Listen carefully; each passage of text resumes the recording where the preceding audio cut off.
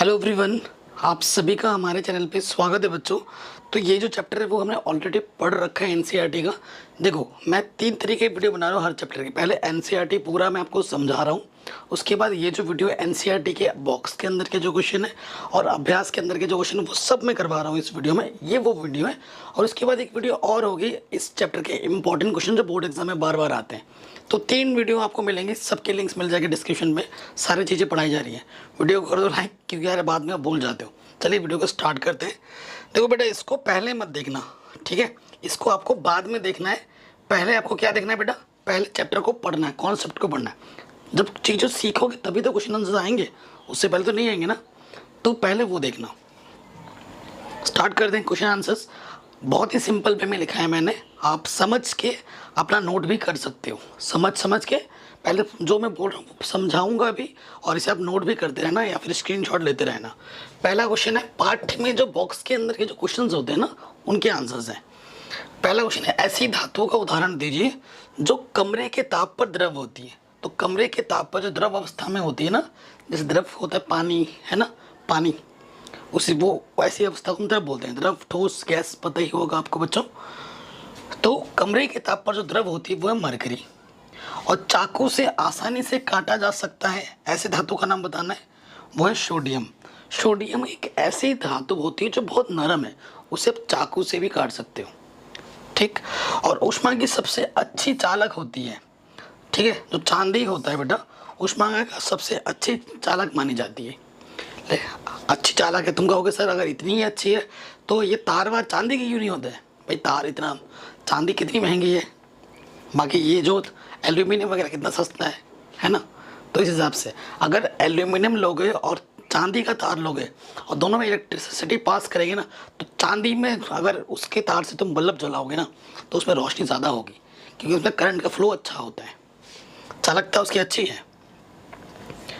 अगला क्वेश्चन है, ऊष्मा की कुचालक होती है ऐसे धातु का नाम बतानी है जो कुचालक होती है। लेड, जो लेड होता है वो ऊष्मा का क्या होता है? कुचालक। शीशा। आघातवर्धन और तन्य का अर्थ समझाइए, बहुत इंपॉर्टेंट है। आघातवर्धन का मतलब क्या होता है? अगर आप चैप्टर पढ़ के यहाँ जानते हैं, मतलब हथौड़े से जब ऐसे पीटेंगे ना तो टूटेगा नहीं, चपटा हो जाएगा, चादर की तरह फैल जाएगा, उसे हम बोलते हैं आघातवर्धन, उस गुण को। और तन्य क्या होता है? जब किसी चीज़ को गर्म करके हम पिघलाते हैं तो उससे पतली तार बना सकते हैं। अब सोनार के दूध में जाओगे, वो पिघलाकर लोहे को या कोई भी वस्तु होगी ना, उसके पतली तार बना सकते हैं, तो उस गुण को हम तन्यता कहते हैं। वही चीज़ यहाँ लिखी होगी। आघातवर्धक का अर्थ है कि धातुओं का वह गुणधर्म जिसके कारण उन्हें हथौड़े से पीट पीट कर बगैर टूटे पतली चादरों में परिवर्तित किया जा सकता है, ये होता है आघातवर्धन। और तन्य क्या होता है? तन्य का अर्थ यह है कि धातुओं का वह गुणधर्म जिसके कारण उन्हें खींच खींच कर पतले तारों में परिवर्तित किया जा सकता है। खींच खींच कर पतले तारों में परिवर्तित कर सकते हैं, इस गुण को हम तन्य कहते हैं। आगे समझ में? नेक्स्ट, सोडियम को केरोसिन में डुबोकर क्यों रखा जाता है? जो सोडियम धातु है उसको हम केरोसिन में डुबोकर क्यों रखते हैं? सोडियम धातु ज्वलन ताप, हर धातु का एक अपना जलने का एक टेम्परेचर होता है। इस टेम्परेचर पर जैसे ही पहुंचती है ना, वो जल जाती है।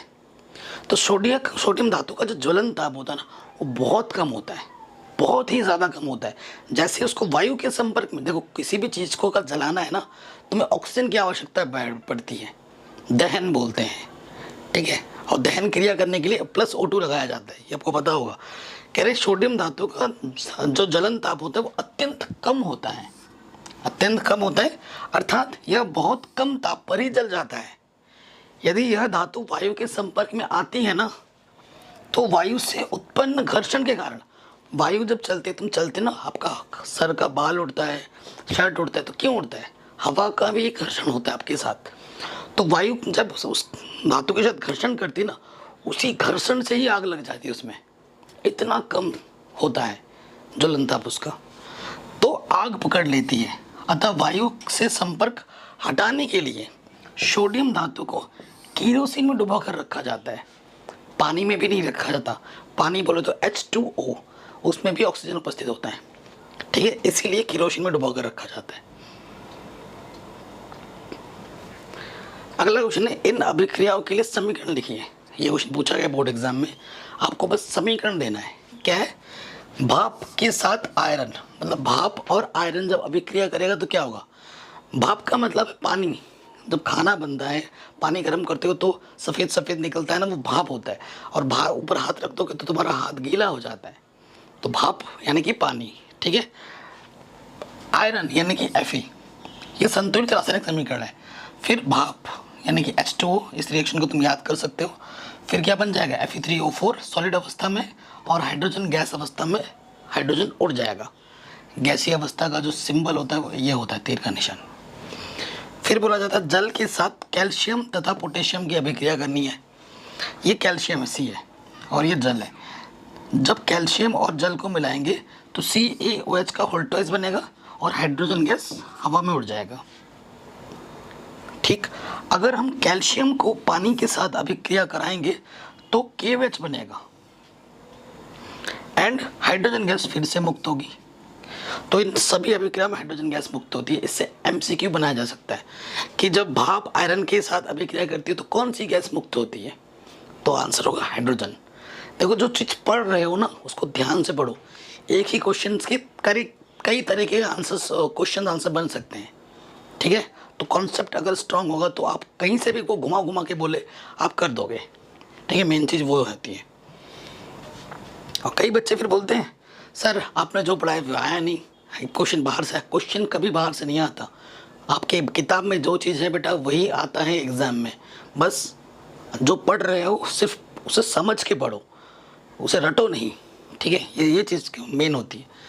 अगला क्वेश्चन है ABCD 4 धातुओं के नमूनों को लेकर एक एक करके निम्न विलयन में डाला गया है।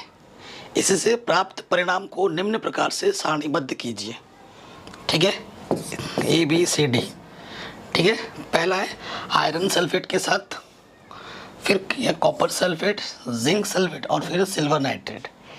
ठीक है, तो जो पहली धातु होगी कोई अभिक्रिया नहीं करेगी आयरन सल्फेट के साथ। आई थिंक इसमें कुछ मिस्टेक तो नहीं है।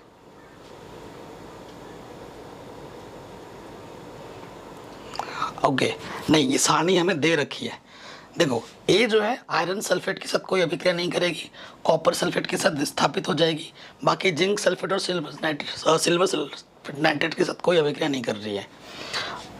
इसमें विस्थापन होगा, इसमें कुछ नहीं होगा, इसमें कोई अभिक्रिया नहीं करेगा जिंक सल्फेट के साथ। ठीक है, सी में क्या है?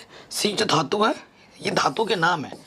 ठीक है, तो सी धातु है, आयरन सल्फेट के साथ कोई अभिक्रिया नहीं करती।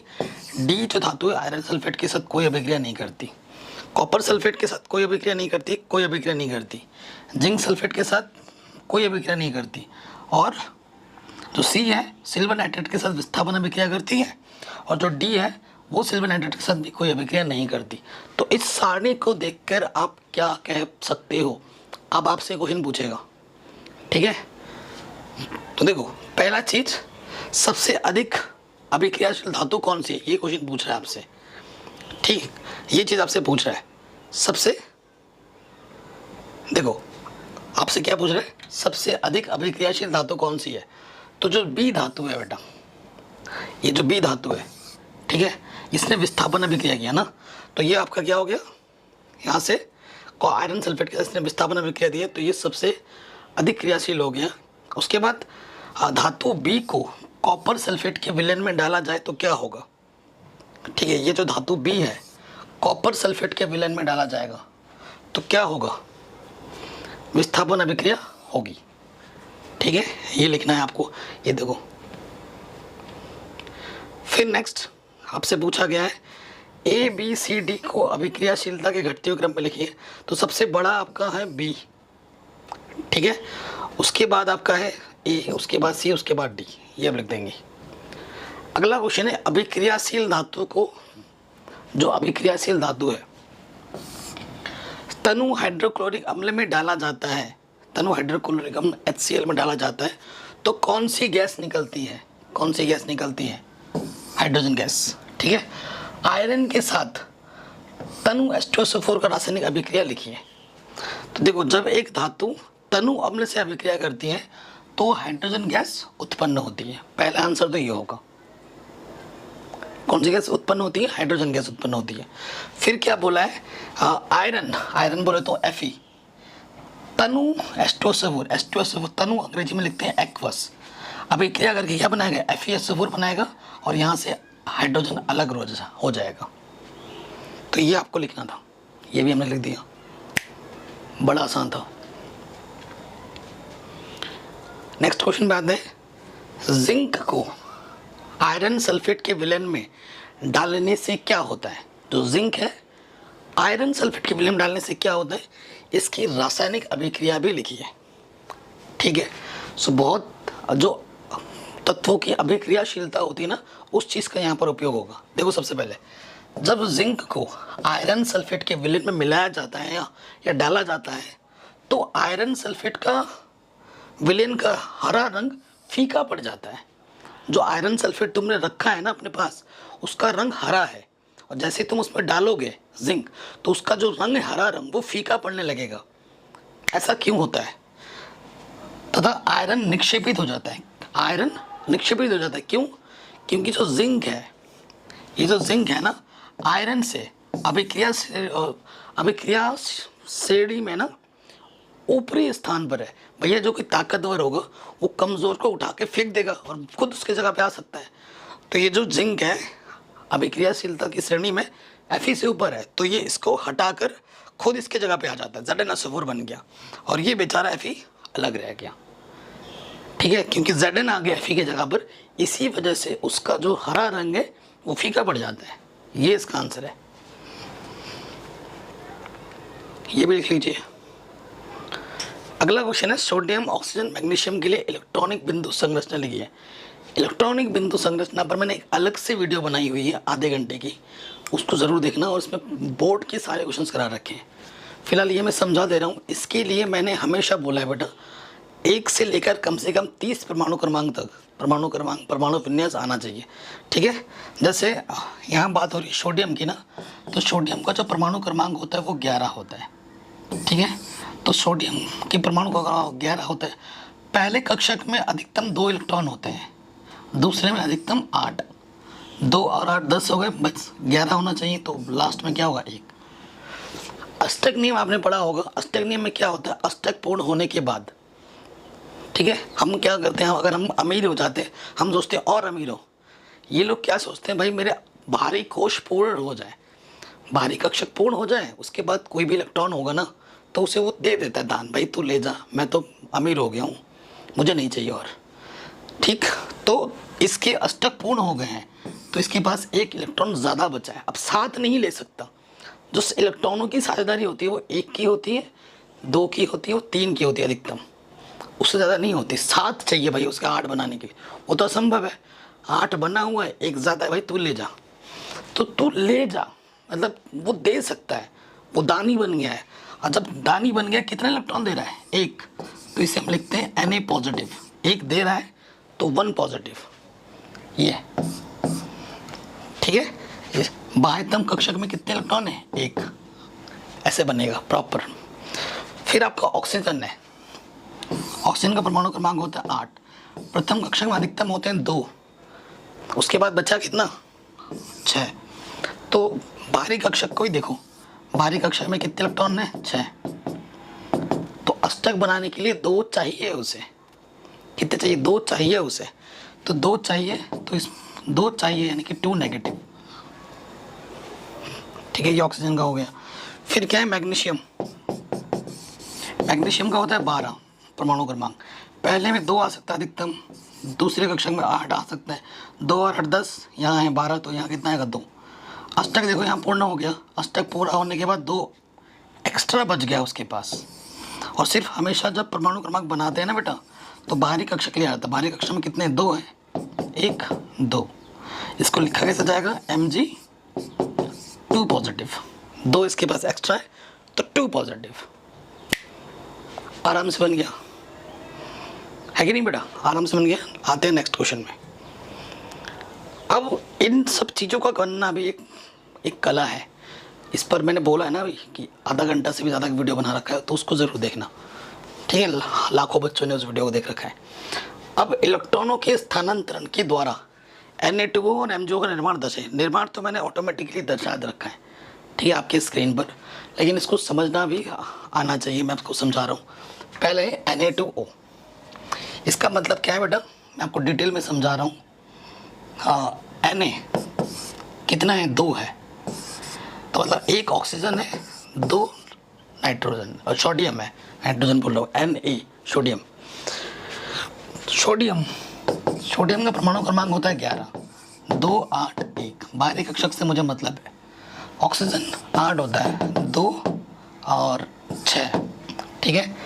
तो अष्टक पूर्ण करने हैं उसको, तो देखो ये ऑक्सीजन है, सोडियम कितने हमारे पास, 2 है। बाहरी कक्षा में कितने इलेक्ट्रॉन है, एक इलेक्ट्रॉन, ठीक है। और ऑक्सीजन की बाहरी कक्षा में कितने इलेक्ट्रॉन है, 6, 1 2 3 4 5 6, ठीक। 8 चाहिए। देखो ऐसा तो नहीं हो सकता सोडियम के बाहरी कक्षा में एक है वो उसे 7 ही मिल जाए, इसम इम्पॉसिबल।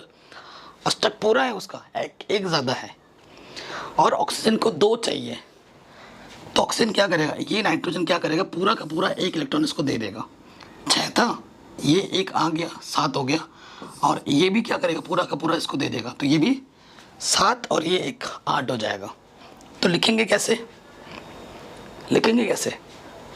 लिखेंगे देखो। और एक चीज़ और बतानी है, अगर तुम ऑक्सीजन को तुम बिंदु से दर्शा रहे हो तो ऑक्सीजन को तुम क्रॉस से दर्शा रहे हो, तो सोडियम के लिए तुम्हें कुछ और चिन्ह से दर्शाना पड़ेगा। सेम चिन्ह मत कर देना, इसको भी क्रॉस से कर रहे हो, इसको भी क्रॉस से कर रहे हो, फिर एग्जामिनर कंफ्यूज हो जाएगा और तुम्हारा नंबर 0 कर देगा, ठीक है। वो सही विधि नहीं है। तो लिखने का तरीका क्या होगा, देखो Na कितने हैं, 2 हैं, एक पॉजिटिव, ठीक है। Na के पास पॉजिटिव होता है, तो Na2 पॉजिटिव, ठीक। और ये O है, इसके पास 6 था, और इसने 2 दे दिए, 7 8, तो ये क्या बन गया, Na2 ऐसे बनेगा, ठीक है। Na2 ऐसे बनेगा। फिर क्या है, MgO। ऑक्सीजन की बाहरी कक्षा में कितने होते हैं, 6, 1 3 4 5 6, और मैग्नीशियम की बाहरी कक्षा में होते हैं 2, 1 2। तो मैग्नीशियम बाहरी कक्षा में 2 के 2 पूरा उसको उठाकर इसको दे देगा।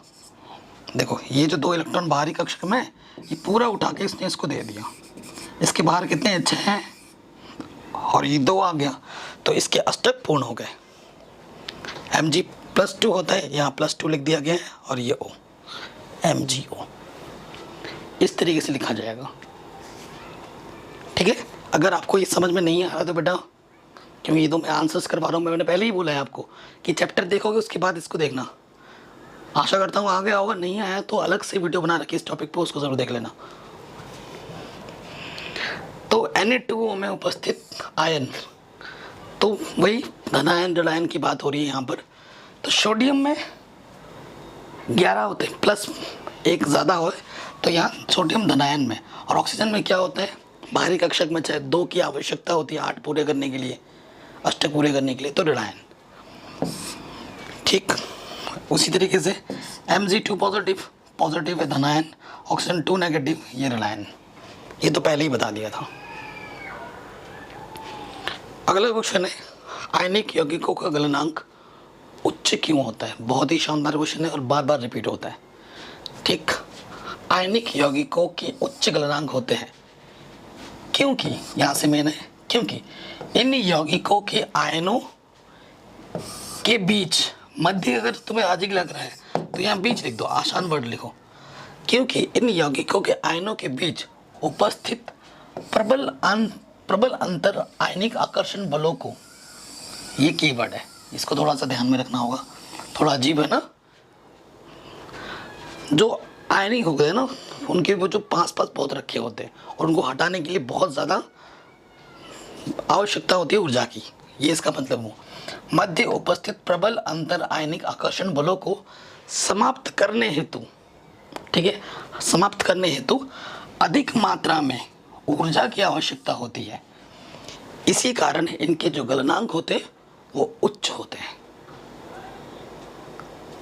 ठीक है, जो अंतरायनिक आकर्षण वो वो जो अणु है, आयन है, बहुत पास होते हैं। ठीक है, और उनको हटाने के लिए ना हमें अधिक ऊर्जा की आवश्यकता होती है, और इसी कारण उनके जो गलनांक होते हैं वो बहुत ज़्यादा उच्च होते हैं। अब आते हैं, बहुत इंपॉर्टेंट क्वेश्चन है, हर साल आता है ये क्वेश्चन। कह रहे परिभाषा दीजिए। देखो यहाँ भी रखा है, जब मैंने बोर्ड एग्जाम दिया था तब भी ये क्वेश्चन आया था 3 नंबर में, मुझे आज भी याद है।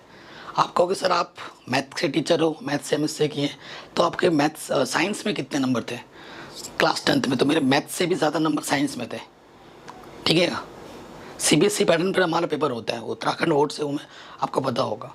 तो मेरे आई थिंक मैं बता रहा हूँ, और आजकल तो एक अमूमन हो गया, मैं एक फैक्ट बता रहा हूँ, आजकल आप देखोगे 80% 90% हर किसी के आ रहे हैं, है ना।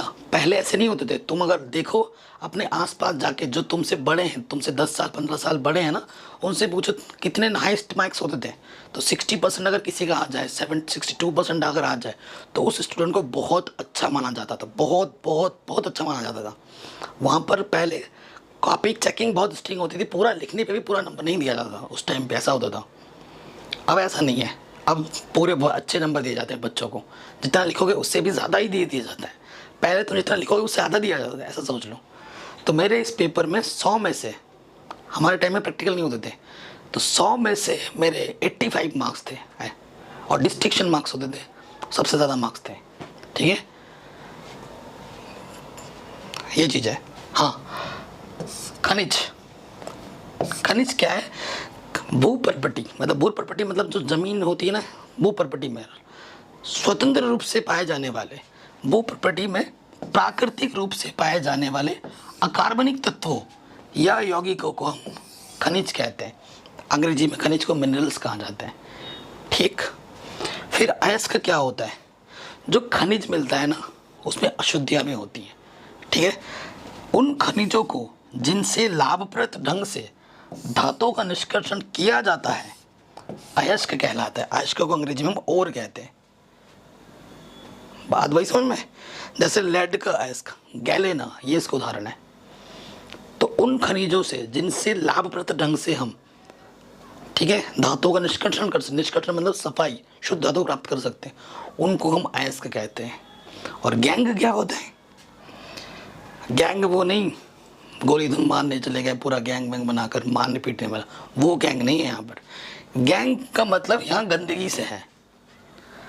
गैंग का मतलब यहाँ पर गंदगी से है। गंदगी का मतलब जब कभी अयस्क या भूस्खलन होता है तो खनिज अयस्क, देखो जो हमारे पास खनिज है जो अयस्क में, उसमें उपस्थित जो अशुद्धियाँ होती हैं, उन अशुद्धियों को हम गैंग कहते हैं। देखो खनिज सबसे पहले खनिज मिलता है, खनिज से हम अयस्क निकालते हैं, और तो उनमें जो अशुद्धियाँ होती हैं ना, उन्हीं अशुद्धियों को हम गैंग कहते हैं। सिंपल में अगर मैं समझाऊँ तो लिखा है, जब कभी अयस्क का भूखनन होता है तो खनिज अयस्क बालू एवं चट्टानी पदार्थों से संदूषित हो जाते हैं। मतलब संदूषित का मतलब उन सब में वो चीज़ आ जाती है, बालू चट्टानी, ये दुनिया धूल भूल।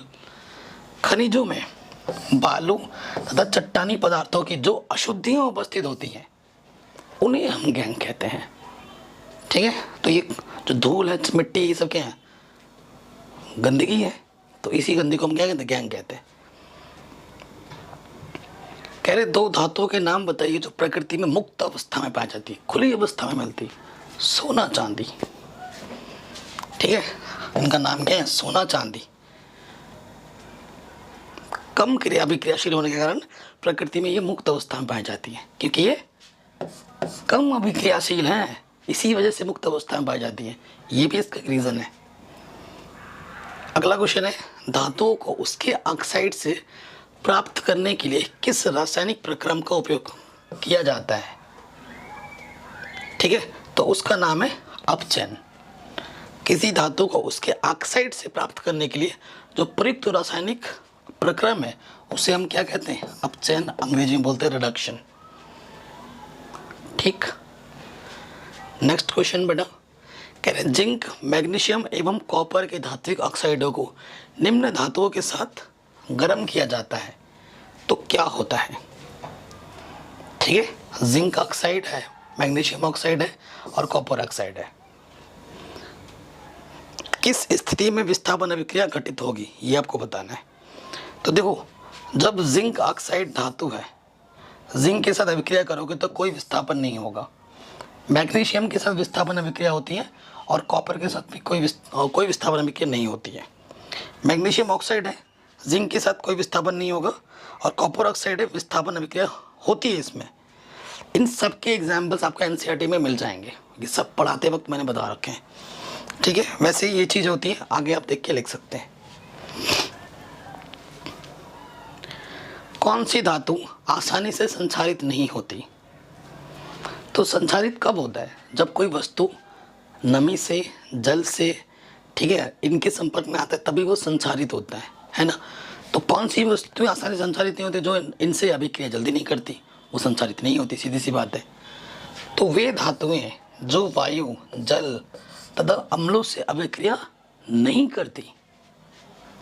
करती, शीघ्रता से संचारित नहीं होती। जैसे सोना, प्लेटिनम, ये जो है जल्दी संचारित नहीं होती है क्योंकि ये इनसे अभिक्रिया करते। लोग सोना पहन के रखते हैं कानों में, नाकों में, गले में, नहाते हैं, है ना। नहाते पानी भर भर के डाल देते हैं, तो संचारित होती है क्या? नहीं होती है। होती है बहुत टाइम के बाद होती है, धीरे धीरे होती है, इतनी धीरे होती है पता भी नहीं लगता। सालों बाद जो सोना चांदी हम पहनते हैं उसमें जाके हल्की हल्की उसका जो चमक है वो धीरे कम होने लगती है। फिर हम उसकी सफाई वफाई करवाते हैं, फिर से वही चमक आ जाती है। मिश्र धातु क्या होते हैं? मिश्रण, ठीक है, नाम से पता चल रहा है। दो या दो से अधिक धातुओं को मिलाने से प्राप्त समांगी मिश्रण को हम मिश्र धातु या मिश्रातु कहते हैं। अंग्रेजी में इसे अलॉय कहा जाता है। एक धातु एक अधातु के समांगी मिश्रण को भी मिश्र धातु कहा जाता है, ये भी ध्यान रखना। मिश्र धातु के गुणधर्म मूल धातु के से गुणधर्म से अलग अलग होते हैं। जिनसे आपने बनाया है मिश्र धातु, जिन चीज़ों को आपने, उसके जो गुणधर्म थे और जो चीज़ बन के आएगी उसका जो गुणधर्म होगा वो अलग अलग होगा। उसके गुण से उसका कुछ मैच नहीं करेगा। शुद्ध धातु की अपेक्षा मिश्र धातु की विद्युत चालकता कम होती है। ठीक है, शुद्ध जो धातु होता है उसमें विद्युत चालकता अधिक होगी। अगर किसी दो चीज़ को मिला के बना रहे हो उसकी विद्युत चालकता उसकी तुलना में कम होती है, ये भी ध्यान रखना। अब ये तो जो क्वेश्चन आंसर्स मैंने बताए वो थे आपके बॉक्स में, जो बने बने क्वेश्चन थे वो मैंने आपको करवा दिए, ज़्यादा इंपॉर्टेंट होते। अब जो पीछे के अभ्यास में जो प्रश्न उत्तर है बेटा वो मैं आपको कराऊंगा। ठीक है, कह रहे निम्न में से कौन सा युगल विस्थापन अभिक्रिया प्रदर्शित करता है? विस्थापन अभिक्रिया कौन प्रदर्शित करता है बेटा? तो जो AgNO3 है विलयन एवं कॉपर धातु के साथ क्या प्रदर्शित करता है बेटा? विस्थापन अभिक्रिया।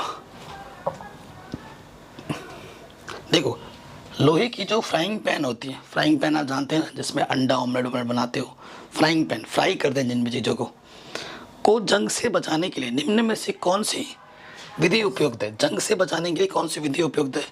तो जिंक की परत चढ़ाकर, तो जो फ्राइंग पैन के ऊपर जिंक की परत चढ़ा देते हैं तो उससे आप जंग लगाने से उसको बचा सकते हो। कई सारे ऑप्शन है। मैं देखो बेटा, मैं अंडरस्टैंड ऑप्शन नहीं पढ़ता बाकी टीचरों की तरह। इसका रीज़न क्या है कि देखो, अगर मैं अंडरस्टैंड ऑप्शंस पढ़ूंगा आपके साथ तो क्वेश्चन के साथ वो जो पे पढ़ रहा हूँ वो आपके कानों में जा रहा है और वो चीज़ उसके साथ अटैच हो जाएगी कहीं ना कहीं। तो फिर मैं नहीं चाहता कि यार जो इसका सटीक आंसर है वही मैं बताता हूँ। बाकी लोग क्या करते हैं, क्वेश्चन पढ़ेंगे, 4 ऑप्शंस पढ़ेंगे, ये वो करके फिर आंसर सही बताएंगे। सही है, लेकिन तुमने एक सही के चक्कर में 3 गलत भी उसके कान में डाल दिया है ना। तो वो कहीं ना कहीं वो रह जाता है, और वो जो रह जाता है ना, जब हम क्वेश्चंस कर रहे होते हैं एग्जाम में, तो वो चीज़ गलत 3 ऑप्शन भी हमारे माइंड में आते हैं कि ये चीज़ तो नहीं होगी, तो हमें लगता है हाँ यही होगी, फिर वही मार के आते हैं, टिक गलत हो जाता है। और मैं आपको सही बताऊंगा अगर ऑप्शन, तो अगर एग्जाम में 4 ऑप्शन देखोगे आप, आपके सामने वही ऑप्शन आएगा तो आप उसी पे टिक करोगे, है कि नहीं। ये मेरा मेन मुद्दा होता है चीज़ों को बताने का, तभी मैं डायरेक्ट सही ऑप्शन पे ही हमेशा बताता हूँ। गलत ऑप्शंस में कभी। तो ये क्वेश्चन भी हो गया था। नेक्स्ट क्वेश्चन पे आते हैं बच्चों।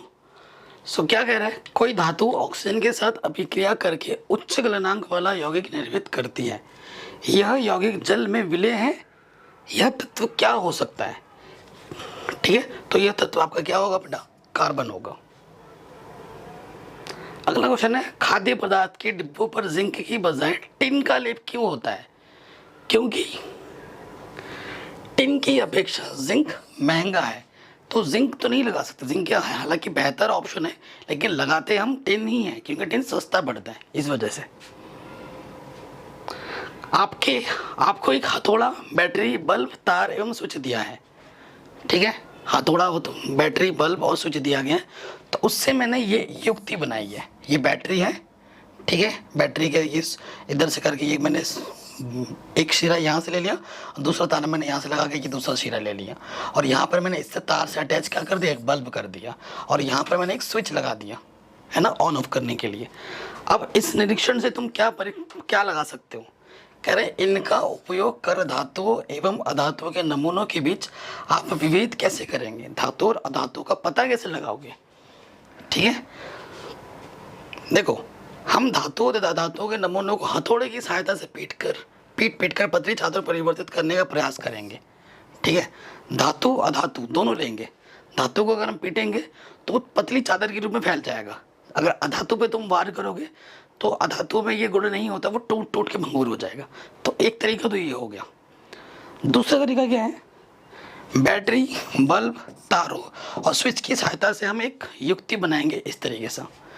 अब तुम क्या करोगे ना, धातु अगर तुम इनके बीच में यहाँ पर अगर धातु रख देते हो इसके बीच में, तो ये बल्ब जल उठेगा, ये बल्ब जल जाएगा अगर धातु होगा तो। अगर तुम यहाँ पर अधातु रख दोगे तो ये बल्ब नहीं जलेगा। इस तरीके से भी तुम पता लगा सकते हो, दोनों इस तरीके से। तो ये इसका आंसर हो जाएगा, और वो चीज़ मैंने यहाँ पर लिख रखी है, समझाया मैंने एकदम आसान से, और समझने के बाद तुम लिख दोगे आराम से। अगला क्वेश्चन है, उभयधर्मी ऑक्साइड क्या होते हैं? इस साल बोर्ड एग्जाम में भी आए, तो लगभग हर साल इस क्वेश्चन को बोर्ड एग्जाम में देखा जाता है। दो उभयधर्मी ऑक्साइडों को उदाहरण दीजिए। और ये जो वीडियो है हर बोर्ड्स के लिए इम्पोर्टेंट है, Uttarakhand board, UP board, Bihar board, MP board, Rajasthan board, ठीक है, जितने भी हिंदी मीडियम बोर्ड है सबके लिए है वीडियो। वे ऑक्साइड जो ना तो अम्लीय होते हैं और ना ही क्षारीय होते हैं, उभयधर्मी ऑक्साइड कहलाते हैं। ठीक है, इन ऑक्साइडों का लिटमस पत्र पर कोई भी प्रभाव नहीं पड़ता है। ठीक है, इसके उदाहरण दें, कार्बन मोनोऑक्साइड और नाइट्रस ऑक्साइड N2O, ये उभयधर्मी ऑक्साइड होते हैं। दो उदाहरण देने थे, आराम से दे दिए।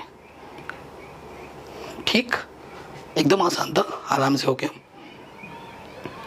दो धातुओं के नाम बताइए जो तनु अम्ल से हाइड्रोजन को विस्थापित कर देगी, तथा दो धातुएं जो ऐसा नहीं कर सकती।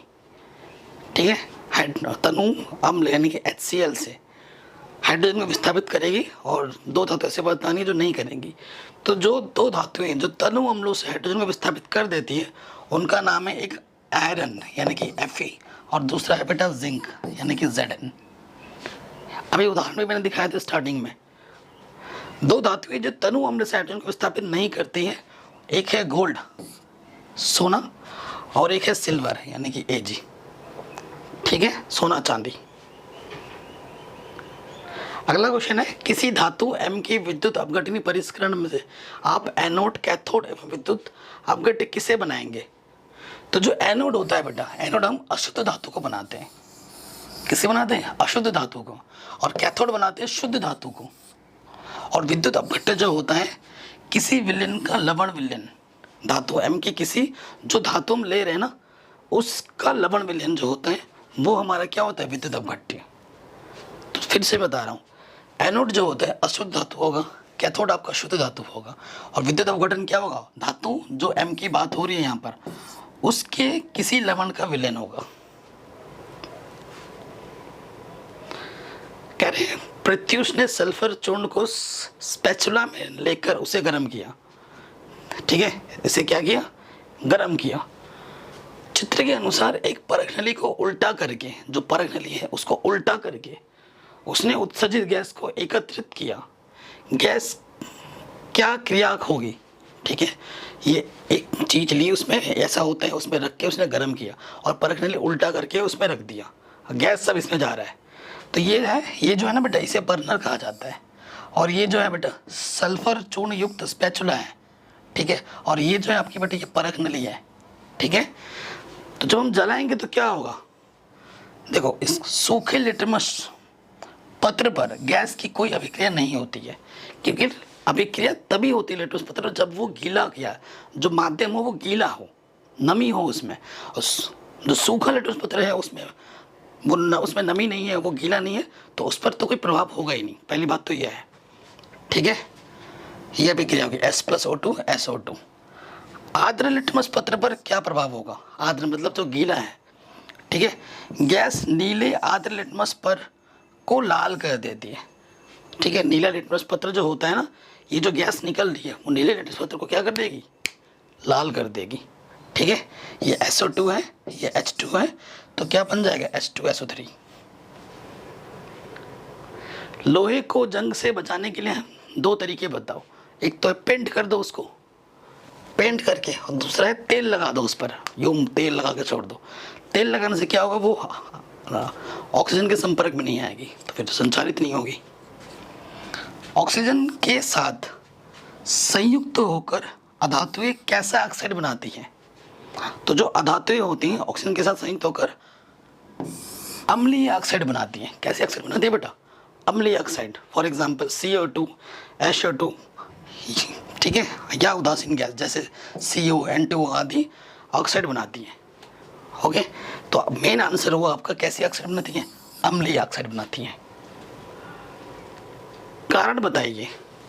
प्लेटिनम, सोना एवं चांदी का उपयोग आभूषण बनाने के लिए किया जाता है। जो प्लेटिनम है ना, बहुत टाइम पहले सोने से भी महंगा हुआ करता था प्लेटिनम, ठीक है। तो सोना, चांदी और प्लेटिनम इनके आभूषण क्यों बनाए जाते हैं, क्योंकि इनमें एक चमक होती है। आप सोना क्यों पहनते हो, लड़कियां स्पेशली, ठीक है, लड़के भी आजकल बड़े बड़े चेन लगाते हैं, अंगूठे में डालते हैं। तो ये क्यों पहनते हैं, क्योंकि इनकी एक अलग चमक होती है। तुम लोहा पहन के तो नहीं ना घूम जाओगे, घूम सकते हो क्या, लोहे में चमक नहीं होती उतनी, है ना। तो जो हम अट्रैक्ट होते हैं उसकी चमक पे अट्रैक्ट होते हैं। इन सब वस्तुओं की एक अपनी एक चमक होती है, उसी चमक के कारण उसकी खूबसूरती बनती है। तो यहाँ लिखा है प्लेटिनम, सोना, चांदी का प्रयोग आभूषण बनाने में किया जाता है, क्योंकि ये धातुएं सक्रियता श्रेणी में निम्नतम स्थान पर होती हैं। निम्नतम स्थान पर होती है, और निम्नतम स्थान पर होती है तो ये किसी से जल्दी क्रिया नहीं करती हैं, और तभी इनकी चमक बनी रहती है इतने टाइम तक। तथा जल, ऑक्सीजन अथवा अम्लों से अभिक्रिया नहीं करती है। जल से अभिक्रिया नहीं करेगी, अम्लों से अभिक्रिया नहीं करती है, नमी से अभिक्रिया नहीं करेगी, ऑक्सीजन से अभिक्रिया नहीं करेगी, और इसी वजह से ये संचारित नहीं होती है। और ये धातुएं आघातवर्धनीय तन्य होती हैं, इसलिए इनसे आभूषण के विभिन्न डिजाइन सरलतापूर्वक बनाए जा सकते हैं और इनकी एक अलग चमक भी होती है। ये इसका फाइनल आंसर होगा। ठीक है बच्चों, आगे समझ में। सोडियम, पोटेशियम एवं लिथियम को तेल के अंदर संग्रहित क्यों किया जाता है। जो सोडियम है ना, क्योंकि इनकी ज्वलनता बहुत ही निम्न होते हैं। सोडियम, पोटेशियम, लिथियम को तेल के अंदर संग्रहित किया जाता है क्योंकि इन्हें वायु के संपर्क में रखा जाता है तो ये तुरंत आग पकड़ लेती हैं। इसीलिए इन चीज से बचाने के लिए इनको तेल में डुबो कर रखा जाता है। अगला क्वेश्चन है, एल्यूमिनियम अत्यधिक अभिक्रियाशील धातु है, फिर वह इसके उपयोग खाना बनाने के बर्तन बनाने के लिए किया जाता है। मैक्सिमम लोगों के घर पे जो खाने के बर्तन होते हैं वो एल्यूमिनियम के होते हैं, है कि नहीं। तो एल्यूमिनियम तो बहुत अधिक क्रियाशील है, फिर भी इसका उपयोग खाना बनाने के लिए क्यों होता है। तो इसका आंसर है एल्यूमिनियम बर्तनों पर एल्यूमिनियम ऑक्साइड की परत चढ़ा देते हैं। सिर्फ एल्यूमिनियम नहीं होता है, ये जो चमक देख रहे हो ना बर्तनों के अंदर बाहर, इस पर एक परत चढ़ी होती है, किसकी, एल्यूमिनियम ऑक्साइड की। ठीक है, यह परत एल्यूमिनियम को अन्य पदार्थों से अभिक्रिया नहीं करने देती। ये जो एल्यूमिनियम ऑक्साइड की जो परत होती है ना, वो किसी और पदार्थ के साथ अभिक्रिया करने उसको नहीं देती है, तथा इसका प्रयोग खाना पकाने के बर्तनों को बनाने में फिर किया जा सकता है। अगर वो अक्सर वो परत नहीं चढ़ाओगे ना तो वो अभिक्रिया कर लेगी, फिर दिक्कत हो जाएगी। तो क्या चढ़ाई जाती है, एल्यूमिनियम ऑक्साइड की वो परत चढ़ा दे, तब जाके वो खाना बनाने के लिए उपयोगी होती है। ठीक, आगे बढ़ते हैं।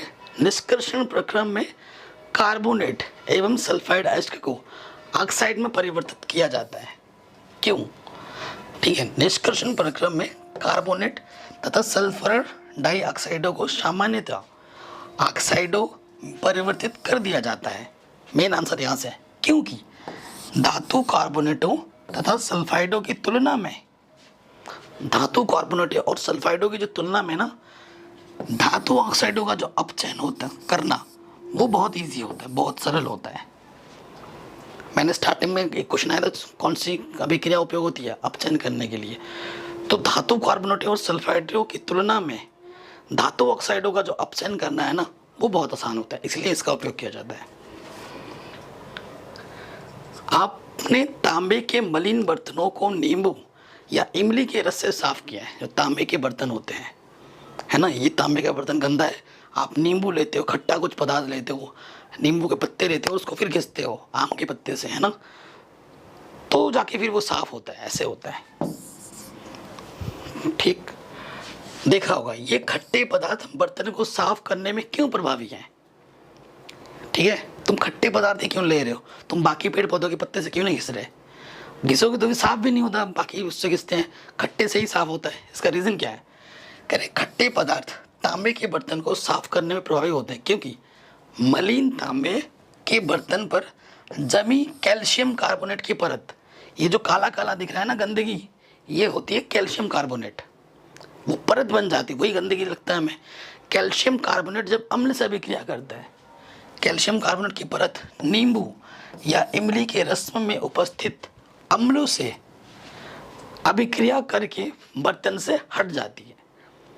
ठीक है, जब अम्ल से अभिक्रिया करता है तो वो बर्तन, खट्टा मतलब अम्ल, ठीक है, और अम्ल से अभिक्रिया करके वो हट जाता है, फिर वो गंदगी हट जाती है और बर्तन साफ हो जाता है। ठीक है, खट्टा मतलब अम्ल, ये तो आप जानते ही हो। अगला है रासायनिक गुणों के आधार पर धातु और अधातु में क्या अंतर है, बहुत इंपॉर्टेंट है। भौतिक गुणों पे तो इजी है, वो बहुत कम आता है, रासायनिक गुणों पे अंतर बहुत ज़्यादा आता है। क्या है, पहला अंतर, धातु में धातुएं क्षारीय ऑक्साइड बनाती हैं और अधातुएं अम्लीय और उदासीन दोनों ऑक्साइड बनाते हैं। धातु तनु अम्लों से हाइड्रोजन विस्थापित करता है धातु, और अधातु तनु अम्लों से अभिक्रिया नहीं करती, अभिक्रिया ही नहीं करती तो भाई हाइड्रोजन कहाँ से विस्थापित करेगा वो। फिर धातुएं क्लोरीन के साथ विद्युत संयोजी क्लोराइड यानी कि आयनिक यौगिक बनाते हैं, और ये विद्युत संयोजी क्लोराइड विद्युत अपघट्य परंतु अवाष्पशील होते हैं। और अधातु क्या होता है बेटा, अधातु क्लोरीन के साथ सहसंयोजी यौगिक बनाते हैं जो कि विद्युत अनपघट्य परंतु वाष्पशील होते हैं। ठीक, धातुएं अपचायक होती हैं, अधातुएं ऑक्सीकारक होती हैं। ये चार अंतर आपको मुख्य लिखने ही है, और भी अंतर है लेकिन ये मेन चार आपको लिखना है, कोई इसमें से कुछ कम नहीं कर सकते, कम करोगे नंबर भी कम हो जाएंगे। ठीक, अगला क्वेश्चन है, एक व्यक्ति प्रत्येक घर में सुनार बनकर जाता है, उसने पुराने एवं मलिन सोने के आभूषणों में, मलिन मतलब जिसमें जो आभूषणों में थोड़ी सी गंदगी लगती हुई बन गई, मलिन बोलते हैं गंध में, पहले जैसी चमक पैदा करने का ढोंग रचाया। कोई संदेह किए बिना कि एक महिला अपने सोने के कंगन उसे दे देती है जिसे वह एक विशेष विलेन में डाल देता है। ठीक है, जो विलेन होता है उसमें डाल देता है और फिर निकालता है, फिर साफ हो जाता है। ठीक है, कंगन नए की तरह चमकने लगते हैं लेकिन उनका वजन कम हो जाता है पहले से। जितना तुमने दिया ना उस विलेन में डालने के बाद साफ तो हो गया लेकिन उसका वजन कम हो जाता है। अगर पहले तोल के डालोगे ना, तुम सोचोगे वजन कम हुआ है, वो तो गंदगी थी उसमें, भाई गंदगी तो हटी लेकिन और भी चीज़ उसके साथ नीचे बैठ गई है, अभी बताऊंगा। ठीक है, अत्यंत कम हो जाता है। वह महिला बहुत दुखी होती है तथा तर्क वितर्क के पश्चात उस व्यक्ति को झुकना पड़ता है। एक जासूस की तरह क्या आप इस विलेन की प्रकृति के बारे में बता सकते हैं? तो जो विलेन है उसकी प्रकृति तुम बता सकते हो कि वो कैसा होगा? आप बिल्कुल बता सकते हैं, क्यों नहीं बता सकते? हाँ बिल्कुल बता सकते हैं। उस व्यक्ति ने अम्लराज एक्वारेजिया का उपयोग किया है। ठीक है, एक्वारेजिया क्या होता है, ऐसे भी क्वेश्चन आ सकते हैं। तो इंपॉर्टेंट क्वेश्चन जो मैंने बना रखा है उसमें बता रखा है एक्वारेजिया क्या होता है। क्या होता है? अम्लराज विलयन का प्रयोग किया था। अम्लराज क्या होता है? सांद्र हाइड्रोक्लोरिक अम्ल HCl और सांद्र नाइट्रिक अम्ल 3:1 का एक मिश्रण होता है। अनुपात में बना ताज़ा मिश्रण होता है। यह उन कुछ अभिकर्मकों में से एक है जो सोना तथा प्लेटिनम को घोलने में समर्थ होती है। तुम उसके अंदर सोना डालोगे, प्लेटिनम वस्तु है उसको घोल देगा पूरा, जैसे पानी में चीनी घुल जाता है ना, वैसे घोल देगा। तो अम्लराज अत्यंत संक्षारिक सुधूम द्रव होता है और जब उनके साथ अभिक्रिया करता है ना, सफाई तो वो कर देता है क्योंकि तुरंत निकाल देता है, लेकिन जो उसके कुछ अवशेप है उसी विलयन के साथ वहाँ रह जाते हैं। और इसके साथ उनका फ़ायदा क्या होता है? उनकी मात्रा उनमें रह गई और उनका सफाई, बोला ये साफ़ हो गया है। पैसे भी तुमसे लेंगे और सोने चांदी की जो मात्रा है वो उस विलयन के साथ रह गई, बाद में उसको वो साफ़ करके निकाल के बेच देगा। ठीक है, तो ये चीज़ होती है।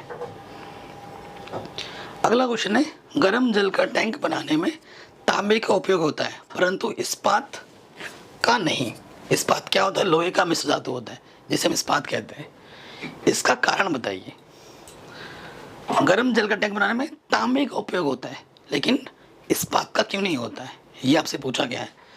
तो गर्म जल के टैंक बनाने के लिए कॉपर का ही प्रयोग किया जाता है क्योंकि यह ऊष्मा का एक अच्छा चालक है, इस वजह से इसका उपयोग होता है। और स्टील की ऊष्मीय चालकता कॉपर से कम होती है, इसी वजह से इसका उपयोग किया जाता है। तो इस तरीके से इस पूरे चैप्टर के जितने भी एनसीईआरटी क्वेश्चंस थे वो मैंने आपको समझा दिए, समझाते हुए लिखा भी दिया, आपके नोट्स भी प्रॉपर बन गए होंगे। तो बाकी सब चीज़ मैंने पढ़ा रखी, लिंक्स मिल जाएगा डिस्क्रिप्शन पे। एनसीईआरटी पहले देखिएगा, उसके बाद ये वीडियो और उसके बाद इस चैप्टर के इंपॉर्टेंट क्वेश्चंस। 3 चीज़ें हैं, मैथ्स के साथ साइंस के साथ साथ मैथ्स भी मैं पढ़ाता हूँ, बाकी चीज़ें भी पढ़ाई जा रही है चैनल पर, तो वो आप जाके देख सकते हैं। डिस्क्रिप्शन वीडियो लिस्ट प्लेलिस्ट को ज़रूर चेक करें और इस वीडियो को हर जगह शेयर ज़रूर करें। और आपको क्या वीडियो चाहिए कमेंट करके हमें ज़रूर बताएं। मिलते हैं आपसे नेक्स्ट वीडियो में। जय हिंद।